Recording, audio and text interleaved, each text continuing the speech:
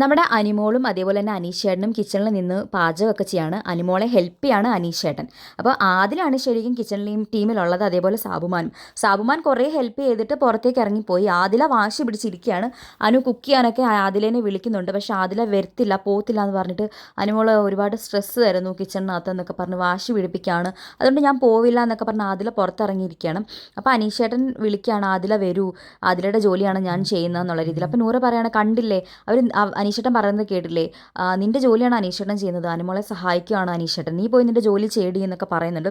അപ്പം നമ്മുടെ ആദില പറയാണ്, പിന്നെ അവർ ശരിക്കും രണ്ടുപേരും പരസ്പരം ഇഷ്ടപ്പെട്ടിട്ടാണ് അവിടെ നിന്ന് കുക്ക് ചെയ്യുന്നത്. അവർ കപ്പിൾ ഗോൾ കളിക്കുകയാണ്.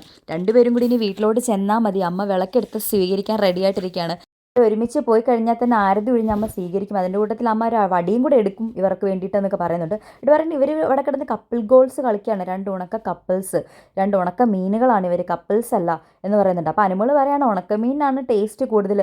അപ്പോൾ അതിൽ പറയുന്നത് ഉണക്കമീൻ എന്താ ഉണക്കമീൻ ആകാൻ വേണ്ടി ഉപ്പിട്ട് വെളുത്ത് വെക്കുമ്പോൾ ടാൻ അടിക്കും, നീയൊക്കെ അതേപോലെയാണെന്ന് പറയുന്നു. അപ്പോൾ അനുമോൾ ചിരിക്കുകയാണ്, അനീഷേട്ടനും കൂടെ ചിരിക്കുന്നുണ്ട്. രണ്ടുപേരും റെഫ്യൂസ് ഒന്നും ചെയ്യുന്നില്ല, ആവിധ തമാശകളൊക്കെ രണ്ടുപേരും എൻജോയ് ചെയ്യുന്നുണ്ട്. എന്നിട്ടോ അതിലവിടെ വാശി പിടിച്ച് കിടക്കുകയാണ്, പോവില്ല എന്ന് പറഞ്ഞു.